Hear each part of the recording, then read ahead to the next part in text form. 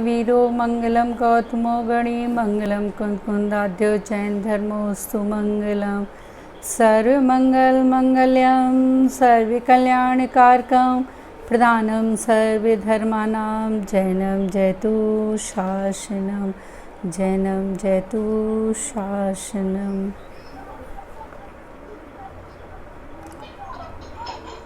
आज की क्लास में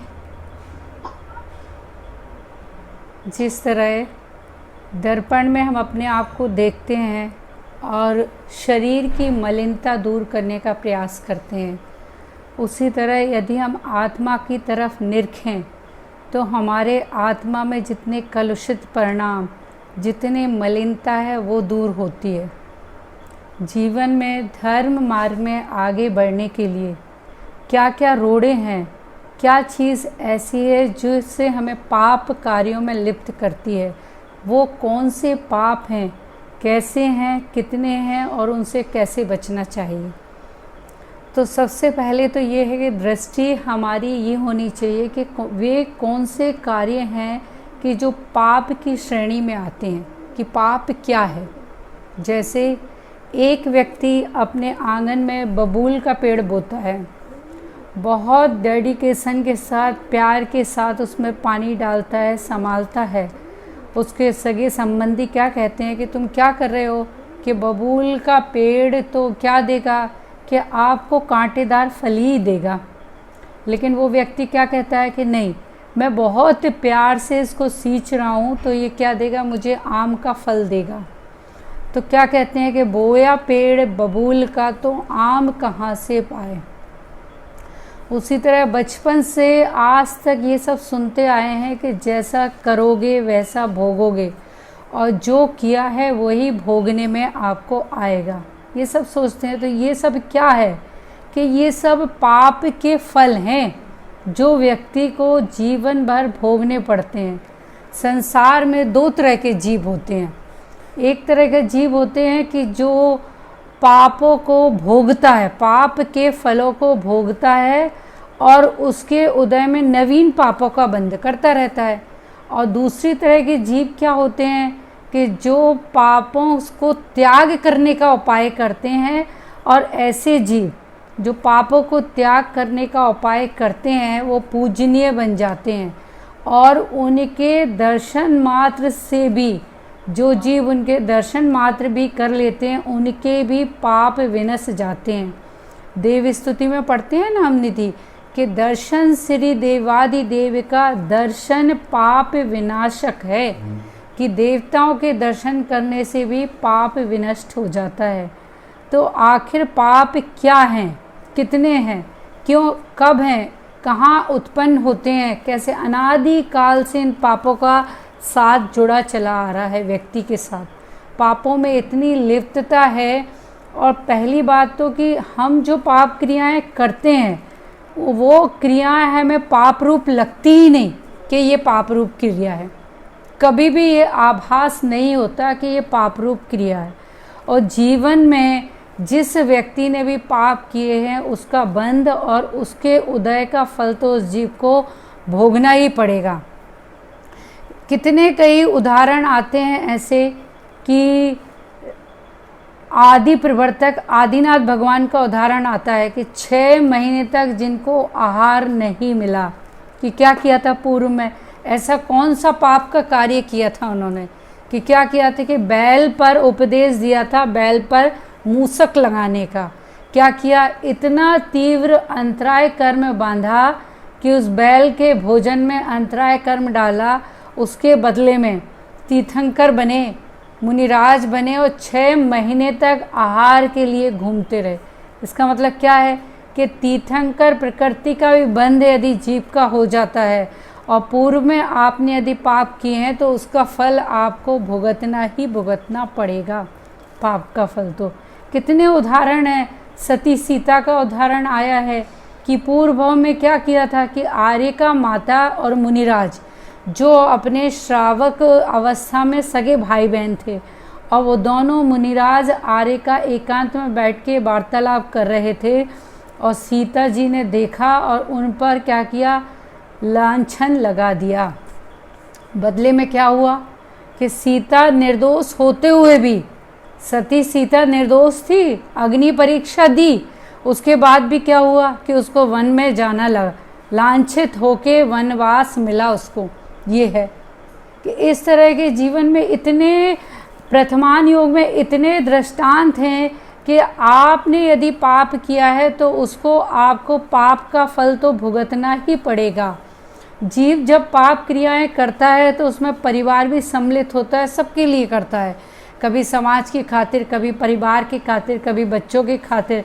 लेकिन जब भुगतने का, जब उसका उदय काल आता है तो वो ही अकेला जीव उस पाप के फल को भोगता है, कोई और संगी साथी नहीं होता उस पाप के फल को भोगने के लिए। राजा शैणिक का इसी में एक उदाहरण आता है कि राजा शैणिक ने क्या किया था कि मुनिराज के गले में मरा हुआ सर्प डाला था। देव शास्त्र और गुरु पे अवर्णवाद, 7वें नरक का बंध होता है सीधा। क्या हुआ शैणिक को? 7वें नरक का बंध हुआ। और फिर बुद्धि ऐसी सुलटी कि भगवान के समुद्रण में पहुँचे। एक कथानक आता है कि भगवान के समुद्रण में पहुँच के राजा शैणिक जब अपना भव देखता है, पीछे भामंडल में 7 भव दिखाई देते हैं। आगामी भव जब राजा शैणिक को अपना दिखता है कि मैं तो 7वें नरक में जाऊंगा, तो महावीर प्रभु से कहते हैं कि मैं आपका इतना परम भक्त, क्या आप मेरे लिए इतना भी नहीं कर सकते कि मैं 7वें नरक में जा रहा हूँ? इतनी आपकी भक्ति कर रहा हूँ, इतनी आपकी दिव्य देशना सुन रहा हूँ, अपने आप को इतना बदल दिया है मैंने। तब महावीर की वाणी में ये कथानक है कि महावीर की वाणी में आता है कि ठीक है, मैं तेरी नरक गति बदल सकता हूँ, लेकिन तुझे मैं 3 कार्य देता हूँ। उन 3 कार्यों में से कोई भी एक कार्य यदि तू कर सकता है तो कर दे, मैं तेरी नरक गति के जो 33 सागर की आयु है वो बदल दूंगा। राजा शैणिक बड़े खुश हो जाते हैं कि चलो अब ठीक है।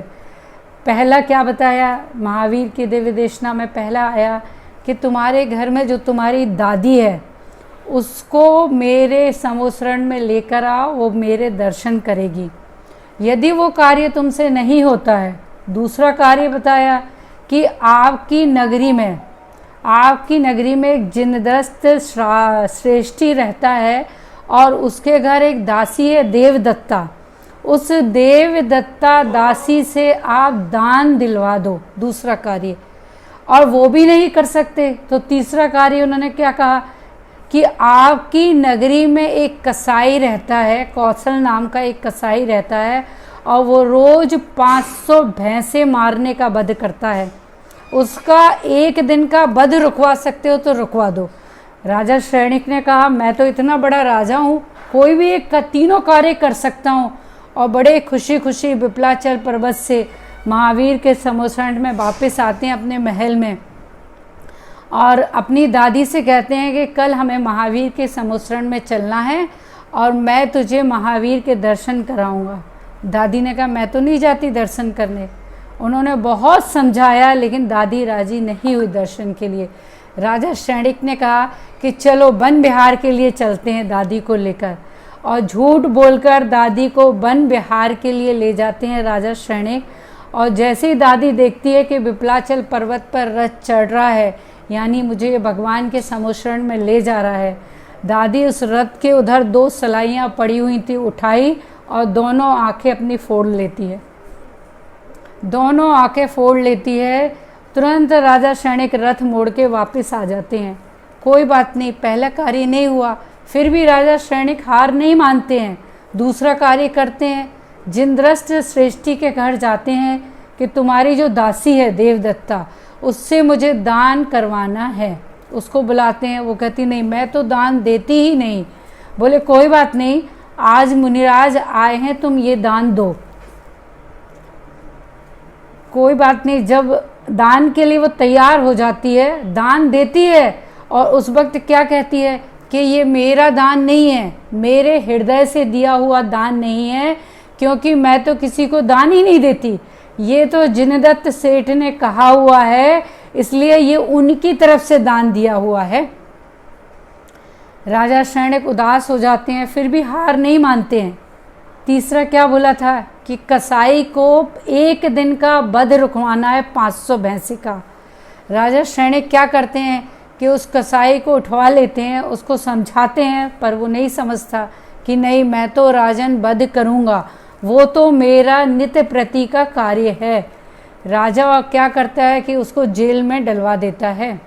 कि क्या करेगा निधि, कि जेल में रहेगा, एक दिन इसको जेल की सज़ा भोगेगा, वहाँ क्या वध करेगा ये बैठ के, वहाँ वध नहीं करेगा। राजा उसको उठा के जेल में डलवा देते हैं कसाई को। अंधेरी कोठरी में कसाई बैठा हुआ अपने शरीर से मैल निकालता है, मैल की बत्तियां बनाता है और 500 भैंसे बना लेता है मैल की बत्तियों से, और उन सब का वध कर देता है। राजा शैणिक जब अगले दिन आके देखता है कि अरे, फौरन विपलाचल पर्वत पर जाता है, महावीर के समक्ष नतमस्तक होकर कहता है, प्रभु मुझे समझ में आ गया कि पाप का फल तो मुझे भुगतना ही पड़ेगा। ये तो पक्की बात है कि नरक गति का यदि मैंने बंद किया है तो नरक गति तो मुझे भुगतनी पड़ेगी, मैं इसके लिए तैयार हूँ। इतना तीव्र पुरुषार्थ करता है वो राजा शैणिक कि 33 सागर की आयु घटकर और पहले नरक पर आके 84,000 वर्ष की रह जाती है। इतना तीव्र पुरुषार्थ करता है। पुरुषार्थ किस दिशा में करता है कि सही दिशा में पुरुषार्थ करता है कि मैंने पाप किया है तो मुझे इसका फल भुगतना ही पड़ेगा। और उसमें आर्तरोध परिणाम करके नवीन पाप का बंध नहीं किया उसने। तो इस तरह जीवन में इतने पाप होते हैं, मन से, वचन से, काय से, और इन सब पापों का फल जीव को भुगतना ही पड़ता है। और इन पापों का फल में क्या है कि संसार है, संसार चक्र चलता ही रहता है। देखो, हम सब इतने खुशकिस्मत हैं कि इतने उत्तम कुल में जन्म लिया है कि कितने पापों से तो हम जन्मजात बचे हुए हैं। आप देखो ना कि इस संप्रदाय में हमने जन्म लिया है तो हमारे हृदय में बचपन से इतनी करुणावृत्ति डाल दी गई है कि कदाचित यदि चींटी भी मर जाती है तो हमारा दिल दुखता है। और बड़े बड़े पाप की तो बात ही अलग है। आप जैन कुल के अलावा किसी और कुल में यदि जन्म ले लेते, बचपन से आपको कैसे संस्कार डलते, हिंसा के कितने संस्कार। तो अपने आप को इतना तो हम भाग्यशाली माने कि आज यदि हमने जैन कुल में जन्म लिया है तो कम से कम 75% जो क्रिया से पाप होते हैं उन पापों से तो हम बचे हैं। तो अब क्या करना है कि मन वचन काय के जो पाप रहते हैं उन पापों का भी बुद्धिपूर्वक त्याग करने की कोशिश करना है। और उनसे पहले कि पाप को पाप समझना है कि आखिर है क्या, कि सबसे पहले तो हमें पाप ही नहीं लगते कि पाप क्या है। तो वे पाप कितने हैं कि पाप 5 प्रकार के हैं। आचार्यों ने 5 प्रकार के पाप का उल्लेख किया है: हिंसा, झूठ, चोरी, कुशील और परिग्रह। आज हम हिंसा पाप की बात करेंगे कि आखिर ये हिंसा पाप है क्या, कि क्या होती है हिंसा। अन्य मत, सभी मत वाले हिंसा को जानते हैं, लेकिन हमारे जैनागम में हिंसा के बारे में क्या कहा गया है। हिंसा के 2 भेद बताए गए हैं सामान्यतः, द्रव्य हिंसा और भाव हिंसा। चूँकि जैन धर्म भाव प्रधान धर्म है, इसलिए भाव हिंसा को विशेष माना गया है।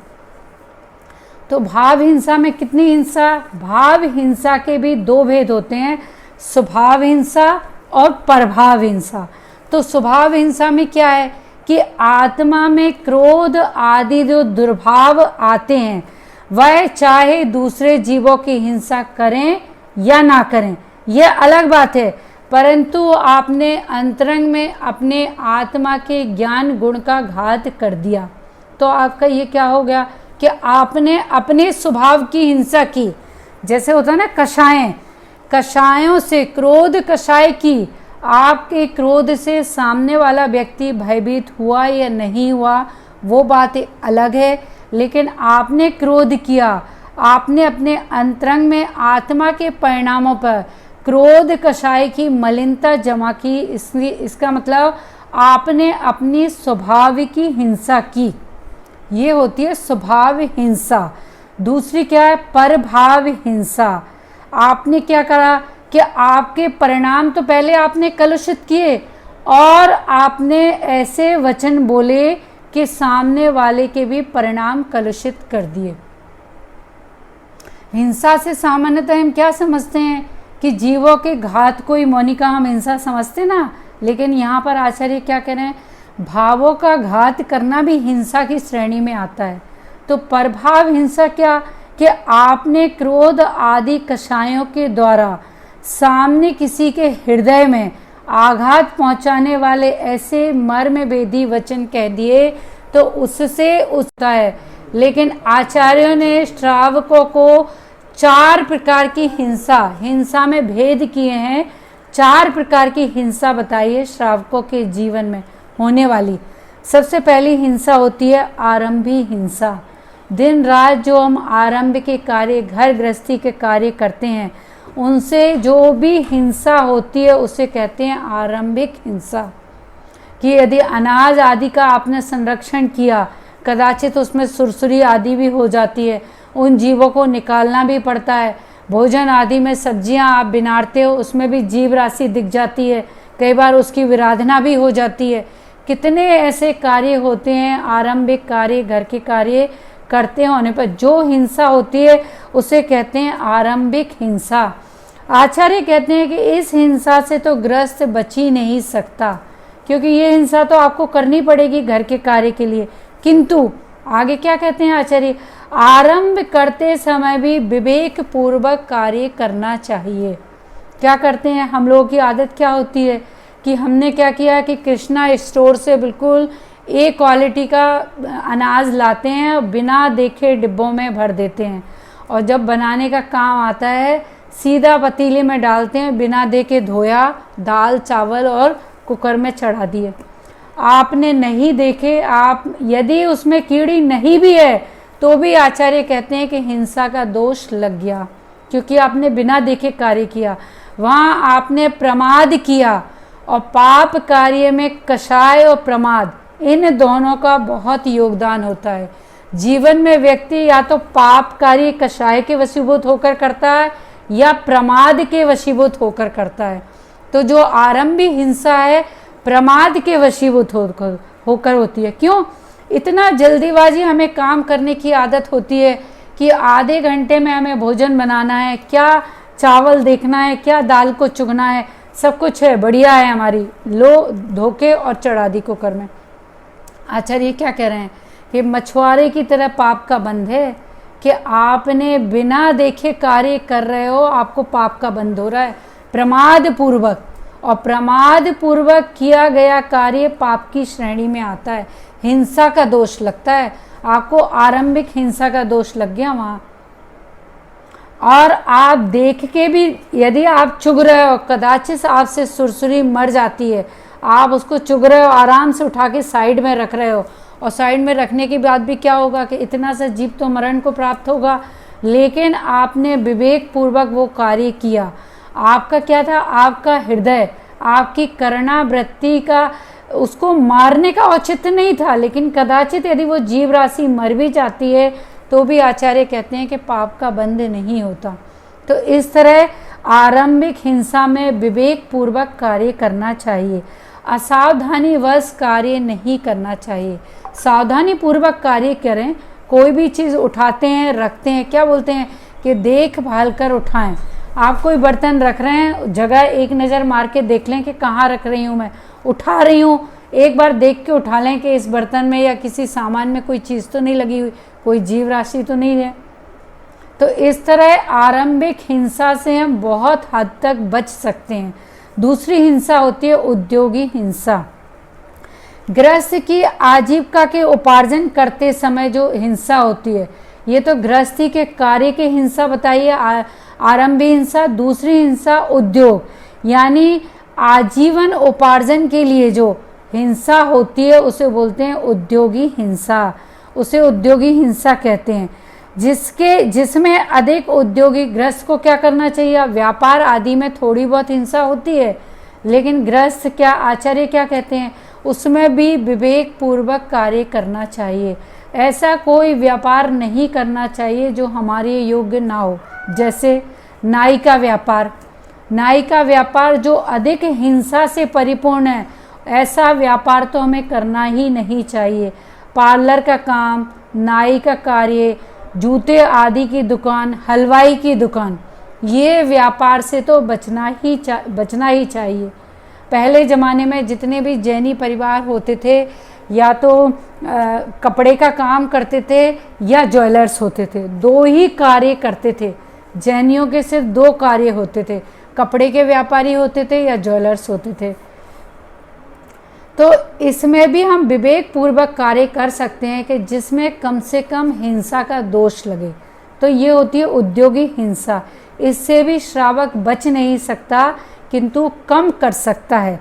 तीसरी हिंसा आती है विरोधी हिंसा। अपनी प्राणों की रक्षा के लिए, अपने परिवार की प्राणों की रक्षा के लिए, समाज की रक्षा के लिए, देश की रक्षा के लिए विरोधियों से जो लड़ाई झगड़े आदि में जो हिंसा होती है उसे विरोधी हिंसा कहते हैं। ये भी, इस हिंसा से भी आप बच नहीं सकते हो। कदाचित घर में क्या है, कभी मच्छर आदि आ जाते हैं, तो मच्छर आदि के लिए आप क्या करोगे कि भाई ऑल आउट लगा दें। उसमें भी आप ये नहीं करना कि नहीं जी हिट छिड़क के सारे मच्छरों को मारना है। कदाचित क्या है कि घर में कॉकरोच आदि उत्पन्न हो जाएं, तो पहले क्या है कि पहले उनको सावधानी पूर्वक निकालो फिर उपचार करो। ऐसा नहीं करना कि घर में आपके कॉकरोच भरे हुए हों और काला हिट उनके ऊपर छिड़क के और उनको मार डालो। तो इन हिंसाओं से भी हम बच सकते हैं विवेक पूर्वक करके। अगला है संकल्पी हिंसा। आचार्यों ने कहा इन तीन हिंसा में तो श्रावकों को छूट दे सकते हैं, लेकिन संकल्पी हिंसा में आपको कोई छूट नहीं है। एग्जाम पेपर में होता ना कि प्रथम प्रश्न पत्र तो अनिवार्य है, तो ये वाली हिंसा तो आपको त्याग करनी ही करनी है। आपने जैन कुल में जन्म लिया है तो संकल्पी हिंसा का त्याग तो करना ही करना है। संकल्पी हिंसा मतलब क्या? घात लगाकर संकल्प करके जब दूसरों का या अपने प्राणों का घात किया जाता है उसे संकल्पी हिंसा कहते हैं। घात लगाकर कर रहे हो कि नहीं अब तो इसको मारना ही मारना है। इस हिंसा का ग्रस्त पूर्ण रूप से त्याग कर सकता है। आचार्य कह रहे हैं आप गृहस्थी में रह के इस हिंसा का तो पूर्ण रूप से त्याग कर सकते हो। देखो यदि आप कि कल तो मुझे मेरे घर में कॉकरोच हैं, कल तो मुझे काला हिट लाके इन पे छिड़कना ही है, वो संकल्पी हिंसा में आ जाता है। और आप कॉकरोचों को सावधानी पूर्वक हटा के घर की सफाई करके फिर आप कुछ छिड़काव करते हैं, वो आपकी विरोधी हिंसा में आएगा। कुछ जीवों की हिंसा का घात हुआ तो फिर भी विरोधी, लेकिन यदि आप जानबूझकर ये घात करते हैं संकल्पी हिंसा में आता है। और संकल्पी हिंसा से क्या कहते हैं? अनंतान बंदी का बंद होता है, अनंतान बंदी कषाय का बंद होता है। नरक निगोद के दरवाजे खोलती है सीधी है। ये हिंसा आपके नरक और निगोद के दरवाजे ही खोलेगी। तो इस तरह हमें इस हिंसा से बचना चाहिए। एक दृष्टांत आता है कि एक बार ग्वालियर की महारानी ने आचार्य विद्यानंद जी से प्रश्न किया कि मुनिराज, मुझे जैनों की सब बातें समझ में आती हैं, किंतु ये जो अहिंसा की बात है ये नहीं समझ में आती कि क्या है ये। सारी बात आपकी समझ में आ गई, लेकिन हिंसा जो आप कहते हैं इसमें हिंसा इसमें हिंसा, तो ये अहिंसा की बात तो मुझे समझ में नहीं आती ये क्या है। आचार्य ने उत्तर दिया कि दुनिया में सारे कार्य अहिंसा के लिए होते हैं। आप एक बार दृष्टि करें, जितने भी दुनिया में कार्य हैं सारे कार्य हिंसा से बचने के लिए हैं, परंतु हमें हिंसा के लिए कुछ दिखता ही नहीं। कैसे?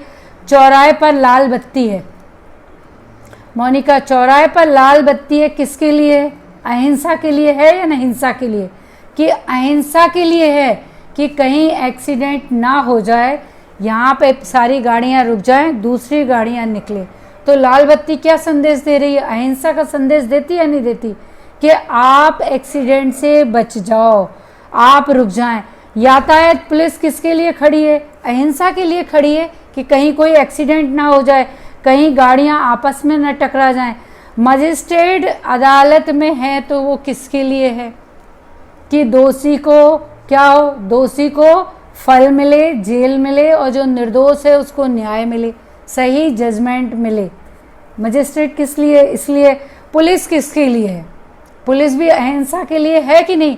किसको करती है? पापी को दंडित करती है ना, करती है नहीं करती? पापी को दंडित पुलिस भी उसी के लिए है। डॉक्टर किस लिए चीरा फाड़ी करता है? व्यक्ति के लिए, कि उसका जीवन बच जाए। हिंसा नहीं करता वो, उसका जीवन बचाने के लिए। तो वो भी किसी का जीवन बचाना मतलब क्या है कि अहिंसा है। तो आचार्य कहते हैं कि सारी चीज़ें रक्षा के लिए हैं, रक्षा के लिए यानी जीवन बचाने के लिए। और जीवन बचाने का कार्य मतलब हिंसा नहीं है, वो सारा कार्य अहिंसा है। तो ये सारी दुनिया अहिंसा के बल पर ही जी रही है। हम माने या ना माने, सारी दुनिया अहिंसा के बल पर ही जीती है। देखो जीवन में क्या है कि पापी हम कहलाना नहीं चाहते और पुण्य कार्य करना नहीं चाहते। बड़ी विडंबना है। कोई यदि कहे पापी कह दें हमें तो बड़ा बुरा लगता कि नहीं लगता कि पापी थोड़ी हैं। और अपनी एक डायरी बना के देखो कि दिन की शुरुआत से मैंने क्या किया। एक तरफ पाप के कार्य और एक तरफ पुण्य के कार्य लिखना। सुबह से शुरुआत जो आपने की, कौन कौन से कार्य पाप के कार्य में जाते हैं और क्या कार्य पुण्य के कार्य में जाते हैं। अब आप ये बताओ कि यदि किसी ने आपको पापी कहा तो बुरा क्यों लगा? कि पाप करने वाला व्यक्ति पापी है, लेकिन हम चाहते ही नहीं कि हमें इस नाम से पुकारा जाए। पुण्य हम करना नहीं चाहते, पापी हम नाम पाना नहीं चाहते। तो ऐसे में जीवन कैसे चलेगा? कि ऐसे आचार्य कहते हैं ऐसे जीवन नहीं चल सकता। जीवन में यदि आगे बढ़ना है तो सबसे पहले पाप को पाप समझना ही पड़ेगा, तभी जीवन में आप आगे बढ़ सकते हैं। आचार्यों ने कई उदाहरण दिए हैं इसमें। पुरुषार्थ सिद्धि उपाय में इतने कई उदाहरण आए हैं कि कैसे कैसे जीवों को क्या क्या होता है। हिंसा कार्य देखिए, कोई दयावान होकर व्यक्ति मंदिर आदि बनवाता है। आपने मंदिर आदि बनवाए, नींव खुदवाई, कितने हिंसा के कार्य होते हैं दीदी। इतने हिंसा का कार्य होने पर भी उस व्यक्ति को हिंसा का फल नहीं लगता। देखो कितनी गजब बात है, क्योंकि उसकी दृष्टि क्या थी? उसकी दृष्टि मंदिर बनवाने पर थी। कितने व्यक्ति आकर वहाँ पर पुण्य का कार्य करते हैं, तो वहाँ हिंसा का कार्य होने पर भी उस व्यक्ति को हिंसा का दोष नहीं लगता। और कोई हिंसा बिना किए हिंसा का फल भोगता है। कैसे? जैसे शस्त्र बनाने वाला, औजार बनाने वाला तलवार बनाता है, चाकू छुरियां आदि बनाता है, हिंसा का कार्य नहीं कर रहा है, लेकिन उसको हिंसा का पाप लगता है। देखो कार्य खुद नहीं कर रहा है, लेकिन जो उससे शस्त्र खरीदते हैं वो हिंसा करते हैं, तो उसको क्या है कि उसको हिंसा का पाप लग रहा है। आचार्यों ने कितनी गजब बात बताई है कि व्यक्ति प्रत्यक्ष में पाप ना करते हुए भी हिंसा का दोषी है, और जो व्यक्ति सामने हिंसा कर रहा है कि नींव आदि खुदाई में, इतना सब मकान बनवाने में हिंसा जो हो रही है, मंदिर के जिनालय बनने में, फिर भी उस व्यक्ति को हिंसा का फल नहीं लग रहा। अगला क्या बताया कि कोई पुरुष ने हिंसा अल्प की, परंतु भावों में अत्यंत तीव्रता थी, इसलिए उदय काल में उसको खोटा फल भोगना पड़ता है। हिंसा छोटी की, लेकिन अंतरंग में परिणाम इतने तीव्र कलुषित थे, उसको हिंसा का फल अधिक भोगना पड़ेगा। कई पुरुष क्या करते हैं? अनेक पुरुष मिलकर एक जीव की हिंसा करते हैं, लेकिन जितने भी पुरुष हैं अलग अलग हिंसा का फल सबको सेम नहीं लगता। क्योंकि एक पुरुष जो ज़्यादा खोटी बुद्धि वाला होता है, जैसे एक पुरुष को पकड़ के 10 लोग मार रहे हैं, लेकिन एक जिसके हाथ में छुरा होता है वो तीव्र कसाई व्यक्ति होता है, तो उस व्यक्ति को तीव्र पाप का बंध होगा। और पीछे जो खड़े होते ना, हो हल्ला मचा रहे होते कि मारो मारो, उनको कुछ कम पाप का फल लगता है, उस व्यक्ति को तीव्र पाप का फल लगता है। ऐसे हिंसा के प्रकरण में अलग अलग आचार्यों ने अपने भेद बताए हैं कि किस तरह व्यक्ति को हिंसा का फल लगता है। कहीं हिंसा एक जीव करता है, उसका फल अनेक जीव भोगते हैं।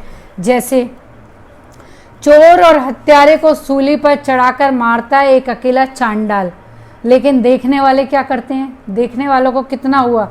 जितने भी वो अनुमोदना करते हैं सबको हिंसा का फल भोगते हैं। सारे लोग सब हिंसा का फल भोगते हैं।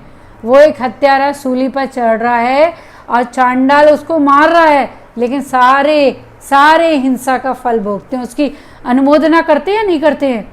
कि निर्भया कांड में सब ने अनुमोदना की, इसको फांसी मिलनी चाहिए, इसको फांसी मिलनी चाहिए। उसकी फांसी की अनुमोदना की, यानी कृत कारित अनुमोदना का पाप तो लगा ही लगा उन जीवों को। एक ने, चांडाल ने फांसी पर चढ़ाया, लेकिन भागीदार कितने लोग बने उसके? बहुत लोग भागीदार बने। और एक